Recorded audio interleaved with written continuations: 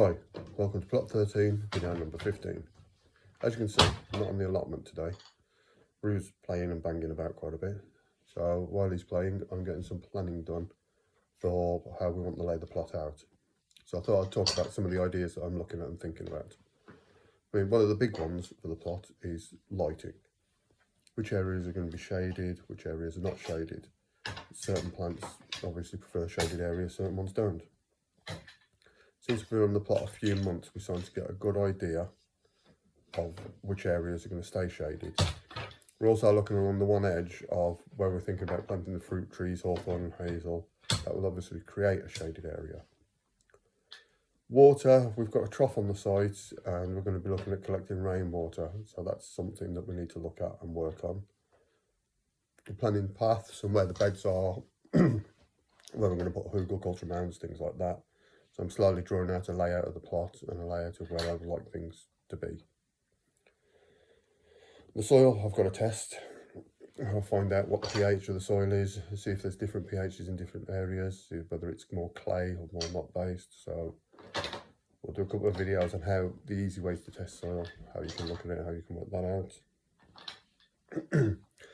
Obviously with the beds and things, we've got to look at where we're putting the paths. We've got to look at what we're doing and what type of paths we're going to put in, whether we're going to leave it dirt, grass, bark, things like that. We're planning with Rue's play area. We've got to look at fencing that off. We're probably going to be looking at putting some bark down there. Logan wants to build some kind of climbing platform for him. So we're slowly planning that out. Planning the seating area, because we'd like that. Working on planning out what we're going to build for the water feature and how we're going to build that. The bit where we've got the bank at the back where we're going to put wildflowers in, the front of that is going to need fencing to support the bank. So I'm planning little bits about that. Crops, I'm starting to look at which crops we're going to put in, looking at which things we actually eat, which vegetables will be worth us planting, which vegetables are difficult, which ones are easy, which ones I'd like to try.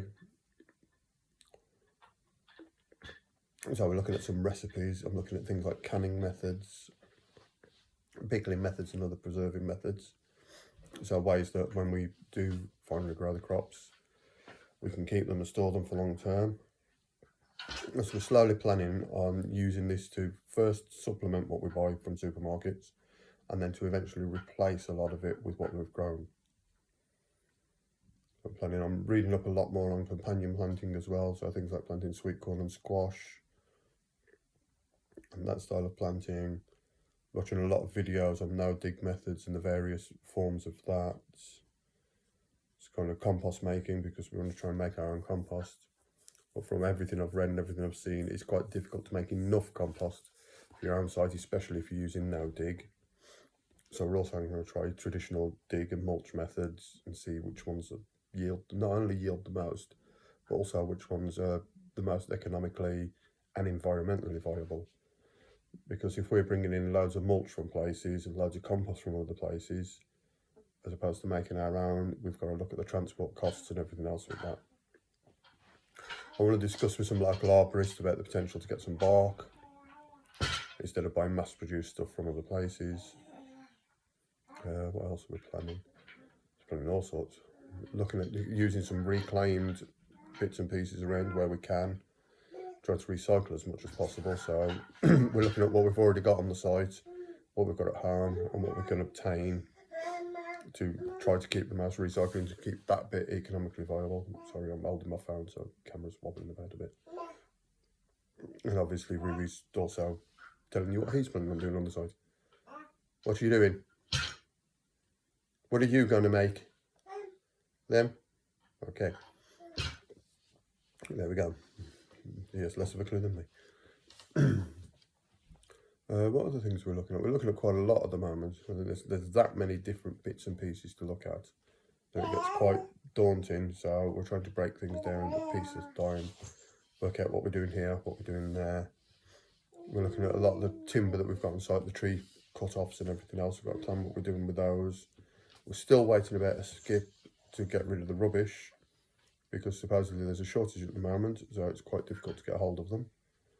So that's on the cards, but we're not sure when. So when that does turn up, it could be all hands on deck to deal with that. I'm planning a lot of other things as well at the moment, and we've got a lot of other things on the cards. We're going away for a while, a short time. There's a couple of nights camping, so we're planning that. We've got the garden at the house to sort, which we're planning on. We've got all the allotment to work on. There's a lot of other things going on at the moment as well, so it's all quite busy, which is good, but at the same time, it can be quite draining. It's one of the things about having the allotment is we want somewhere eventually where we can go and sit and relax, and it's just somewhere different to the garden, so it makes you feel like it's something new, and it makes it feel like you've actually gone somewhere to relax, which could be quite nice. So we are going to use it as a kind of mindfulness space in some ways.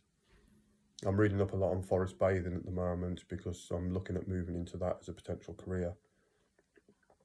So with counselling and mental health and mindfulness, forest bathing does sit quite well, and having an outdoor space like the allotment feeds in with all that. So I can try a few tests and do some research there, but also use it for the family as a personal space for us to practice mindfulness and to relax and wind down in nature. We do a lot of walks and a lot of other things, but having somewhere our allotment's just around the corner, so it's nice that a walk is a physical trigger. So it becomes a physical switch that we've gone somewhere else and we're doing something else, when actually it's not that far away, so it's not a big journey, but just that small thing makes a difference. It's like if you're working at home, if you get dressed and walk around the block and then start work, you feel like you've gone to work. It's a mental switch that changes how you feel. So that's what we've got planned so far, and that's what I'm doing at the moment.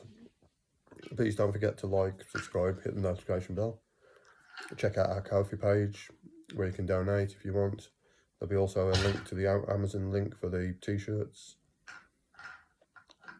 What else is there we're doing? Loads, but it's all going to be coming up over the next few weeks and the next few months. So hopefully you'll enjoy a lot of the content we've got coming. Thank you for watching.